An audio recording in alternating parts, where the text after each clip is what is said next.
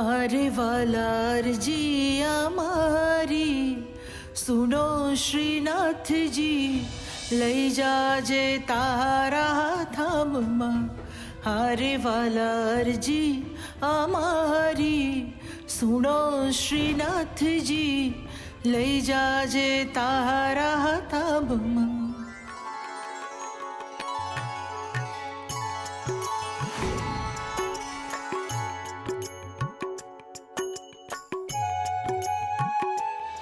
મોટી બા અચાનક બધું ભૂલી ગયા અને મેં ભજન ગાયું તો એ સ્વસ્થ થઈ ગયા, જાણે બધું જ યાદ આવી ગયું હોય.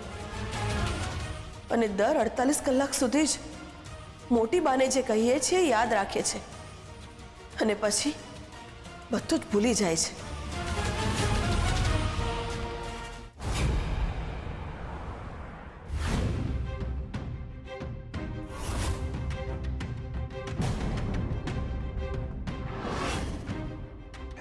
આને શું થયું?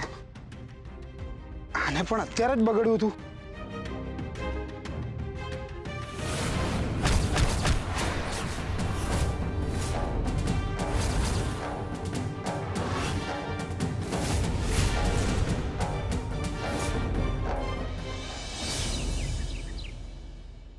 રૂપ, તને હવે 5 મહિના પૂરા થયા છે, એટલે તારે તારા ગર્ભમાં રહેલા બાળકની અને તારી તબિયતનું તારે ખાસ ધ્યાન રાખવાનું છે. મોટી બા, એ શું કામ? મને શું થવાનું છે? હું તને સમજાવું. માતાના ગર્ભમાં જ્યારે 4 મહિના બાળકને પૂરા થાય તો એ આકારમાંથી નાનકડા માનવનું સ્વરૂપ ધારણ કરતો હોય છે. એના હાડકાં ધીમે ધીમે મજબૂત બનતા જાય છે. એના હાથ પગનું હલનચલન થવા લાગે છે. એના ચહેરાના અંગો સ્પષ્ટ થવા લાગે છે. એનું હૃદય સ્પષ્ટ ધબકતું સંભળાવા લાગે છે. ત્યારે માતાને આજે ઉલટી, ઉપકા, થાક આ બધું ઓછું થઈ જાય છે. માતાના પેટનો આકાર વધે છે, માતાની ભૂખ વધે છે અને એના ચહેરા પર તેજ આવી જાય છે. એને શું કહો છો તમે લોકો? પેલું પ્રેગ્નન્સી ગ્લો. હા, એ ગ્લો ફેસ ઉપર આવી જાય છે.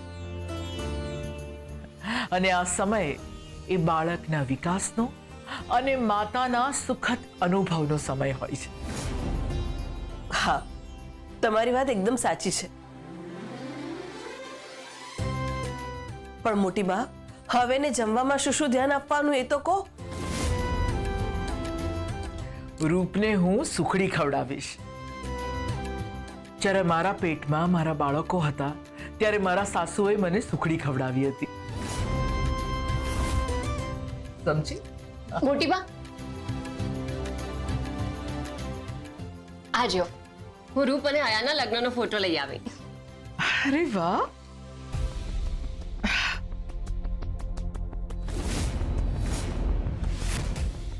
બહુ જ સરસ છે. આ શું કામ? અને તમે આની ફ્રેમ કેમ બનાવડાવી છે? કારણ કે અમારા બધાના રૂમમાં મારા ફોટોસ છે. તે જોયું હશે ને, મારા રૂમમાં મારો ને ધ્વનિતનો છે, મોટી બાના રૂમમાં મોટી બા ને બાપુજીનો છે. એટલે આ ફોટો હવે તારા રૂમમાં લગાવજે. રૂપ, સરગમની વાત સાચી છે. સારું થયું સરગમ તને યાદ રહી ગયું. હા, હું તો હમણાં બધું ભૂલી જઉં છું. તો શું થયું? મને તો યાદ જ છે ને. હવે કહો કે હું અહીંયા નીચે શું લખું? હું લખું ને, લાવ. હા, લખ.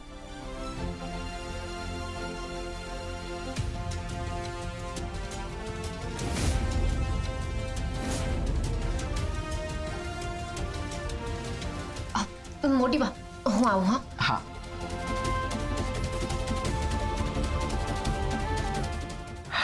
મોટી બા, હું આવું.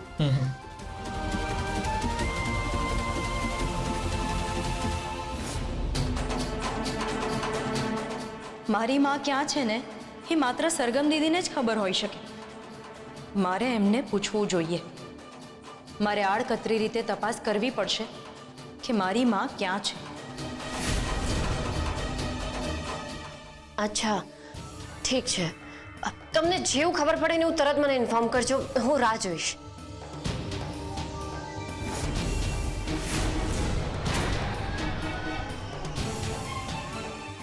શું થયું? તારી મમ્મી શું? મારી માને શું? બોલો. કઈ નહીં. સાવકારના ત્યાં છે મારી માં. શું? શાહુકારને ત્યાં? પણ તે તો કહ્યું હતું ને કે તારી મમ્મી તારી માસીના ત્યાં છે, તો પછી તું કેમ આવું પૂછે છે? હા તો મારી માં તો મારા માસીના ત્યાં જ છે ને. મેં જ તો તમને કહ્યું હતું. આઈ એમ સોરી રૂપ, મને એવું લાગતું હતું કે તારી મમ્મી શાહુકારને ત્યાં છે અને તું મારાથી કંઈક છુપાવી રહી છે. તે કહ્યું તો હતું પણ ખબર નહીં કેમ મને વિશ્વાસ નહોતો આવતો, મારું મન નહોતું માનતું, પણ હવે મને વિશ્વાસ આવી ગયો છે. એકચ્યુઅલી તારા લગ્ન હતા ને, તો હું ઈચ્છતી હતી કે તારી મમ્મી અહીંયા આપણી સાથે હોય, એટલા માટે હું ત્યાં જોવા ગઈ હતી.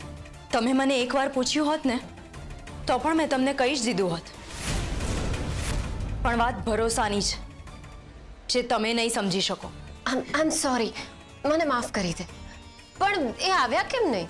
એ આવવાના જ હતા અહીંયા મારા લગ્નમાં, પણ એમની તબિયત બગડી ગઈ એટલે મેં જ માસીને કહ્યું કે એવી હાલતમાં એમને અહીંયા લઈને ના આવે.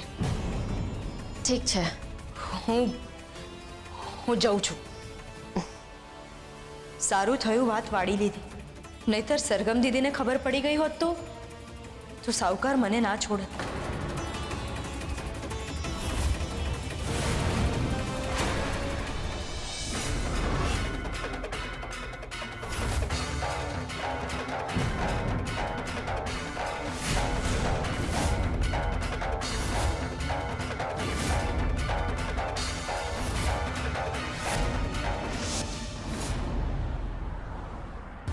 રૂપની માં તો ભાગી ગઈ, હવે કરવાનું શું? કહ્યું તું ને મેં ધ્યાન રાખવાનું. હવે હું બધી મારી માંગણીઓ કઈ રીતે પૂરી કરી શકીશ? ક્યાં છે રૂપની માં? શોધો. સાહેબ મને ખબર નથી એ ક્યાં છે અને કેવી રીતના ભાગી ગઈ એ જ મને ખબર ના પડી. સાવકાર, તમે તો કહ્યું હતું ને કે મારી માનું ધ્યાન રાખશો. હવે આને શું જવાબ આપું? એમ કહીશ કે એની મમ્મી ભાગી ગઈ છે તો એ અહીંયા તાંડવ મચાવશે અને કંઈક ખોટું જ બોલવું પડશે. ઉભા ઉભા શું વિચારો છો? બોલો, ક્યાં છે મારી માં? તારી માં તો ત્યાં કુંદન નિવાસમાં જ છે ને. સરગમ આવી હતી ને એને છોડાવીને લઈ ગઈ. સરગમ દીદી લઈ ગયા? એ કેવી રીતે શક્ય છે?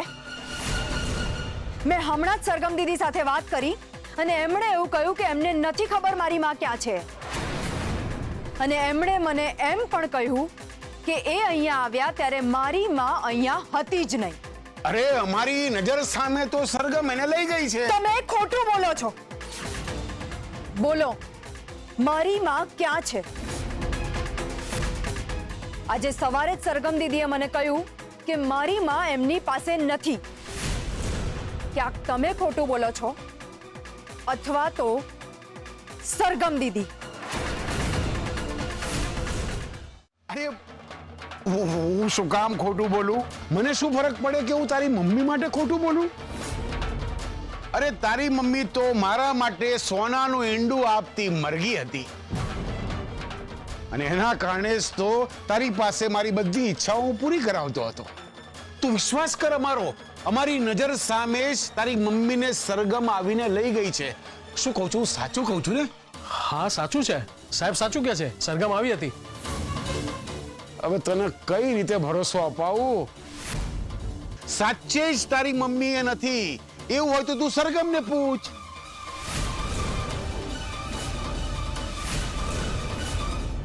અહીંયા પણ નથી અને સરગમ દીદી કહે છે કે એમની પાસે પણ નથી.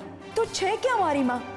સરગમ દીદી ખોટું બોલે છે અથવા તો સાવકાર, પણ છે શું સત્ય? અને જો સરગમ દીદી પાસે મારી માં છે તો એ કરવા શું માંગે છે એ પણ તો મારે શોધવું પડશે.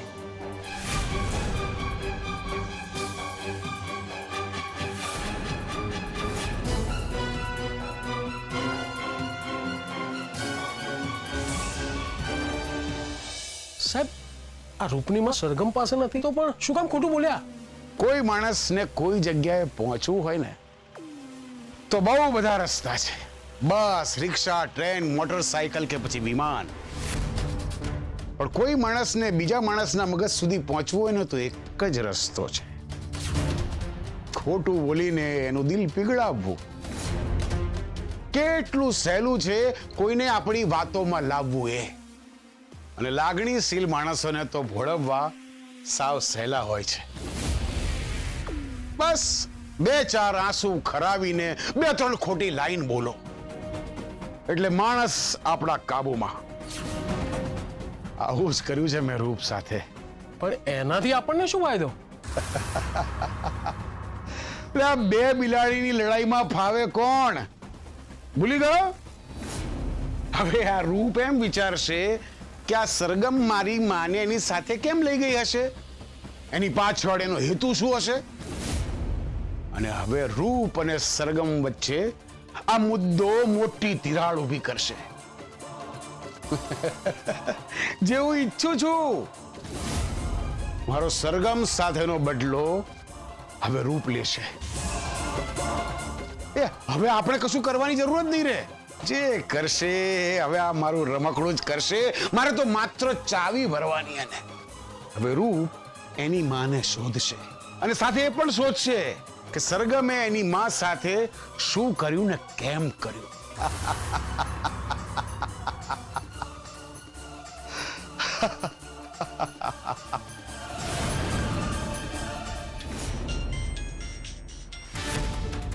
હલો, આ વખતે જવા દીધો છે તારા છોકરાને. એ કુંદન નિવાસના ગેટ પાસે છે. અત્યારે તો એને છોડી દીધો છે, પણ યાદ રાખજે હવે પછીથી એ ઝવેરી બનવાનો પ્રયત્ન ના કરે. તમે લોકો ઝવેરીઓ નથી, સમજ્યા? બાકી અત્યારે તો જીવતો છોડ્યો છે. બીજી વાર એ નહીં, એની લાશ જ મળશે.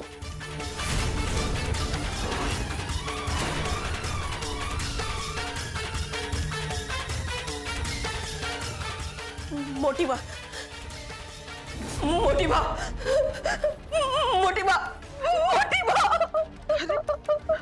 મોટી બા. હંસુયા બહુ શું થયું છે કહેશો મને? કેમ આટલું બધું રડો છો તમે? આટલા ગભરાયેલા કેમ છો? મોટી બા, મને કોઈનો ફોન આવ્યો હતો. એણે કહ્યું કે હું ઝવેરી બનવાનો પ્રયત્ન ના કરું. ઝવેરી? કોણ ઝવેરી? હા, આ શું બોલો છો તમે? મોટી બા, આ તમે શું બોલો છો? અરે બોલો ને, કોણ ઝવેરી? કોણ? બોલો. મોટી બા, ઝવેરી પરિવાર, ઝવેરી પરિવાર આપણો પરિવાર. મોટી બા, કેમ તમે બધું ભૂલી ગયા છો? હંસુયા બહુ મને કંઈ જ યાદ નથી આવતું. મારે શું છે હમણાં? મને જવા દો તમે, મને જવા દો. મોટી બા, એક તરફ મારો દીકરો આ હાલતમાં છે અને મોટી બાને કંઈ યાદ નથી આવતું.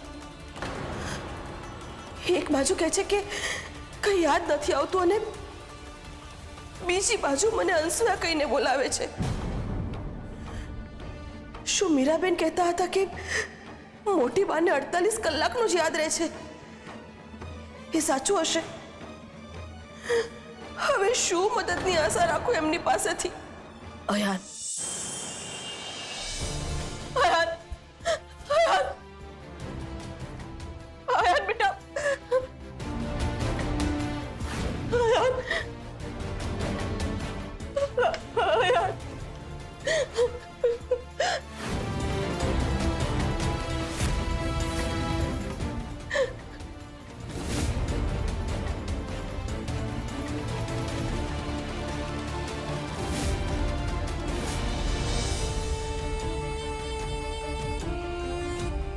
અયાન અયાન અયાન અયાન અયાન અયાન ખબર નહીં આને શું થઈ ગયું છે.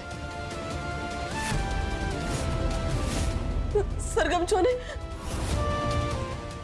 મારો દીકરો ઉઠતો કેમ નથી?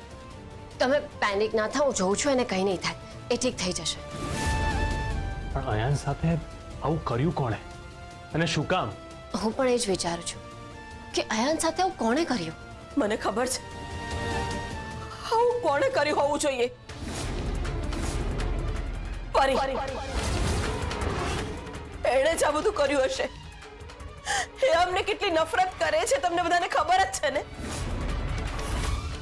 પણ મને નહોતી ખબર કે એની નફરત આટલી બધી વધી જશે. એણે જ મારા દીકરાની આ હાલત કરી છે અને એણે જ મને ફોન કરાવ્યો હશે. પરી, પરી, પરી, અંશુ આંટી, અંશુ આંટી, પરી, પરી, પરી ક્યાં છે? પરી, પરી, પરી ક્યાં છે? નીચે આવ. પરી, પરી, પરી, પરી ક્યાં છે? પરી નીચે આવ. પરી, આંટી, શું થયું?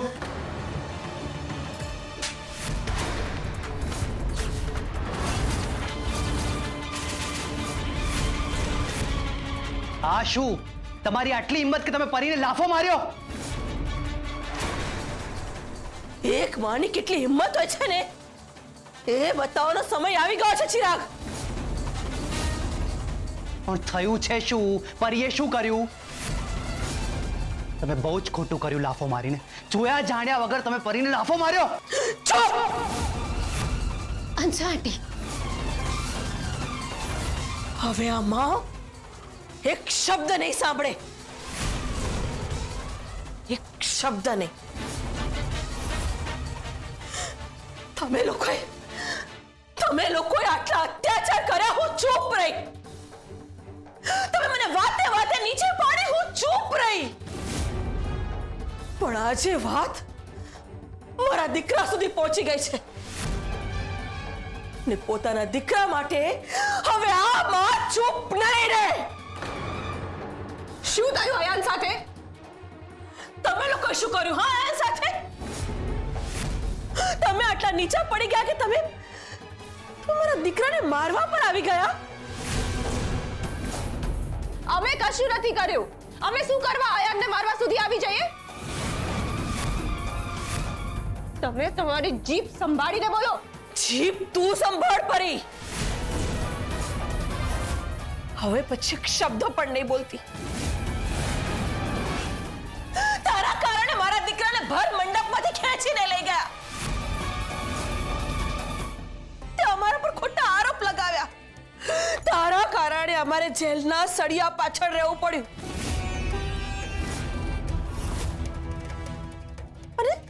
અને તું મને કહે છે કે હું જીભ સંભાળીને વાત કરું?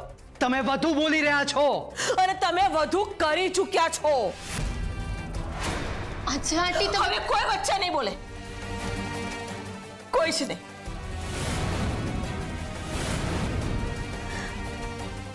અત્યાર સુધી તમે લોકોએ બહુ ભૂલો કરી. મારું બહુ અપમાન કર્યું. મને કેવા કેવા શબ્દો કયા. હું તમારી માની ઉંમરની છું છતાં પણ તમે લોકો મને તુકારીને બોલાવતા રહ્યા. અને હું તને મારી દીકરી સમજીને પ્રેમ કરતી રહી. મને એમ કે તું ના સમજ છે. એક દિવસ તું સમજી જઈશ. પણ ત્યાં શું કર્યું? એક પત્ની માફ કરે, એક સ્ત્રી માફ કરે, પણ એક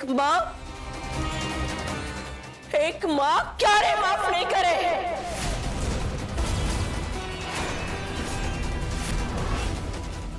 શું બોલી રહ્યા છો અંશુ આંટી? બધા ખોટા આરોપ નાખી રહ્યા છો તમે.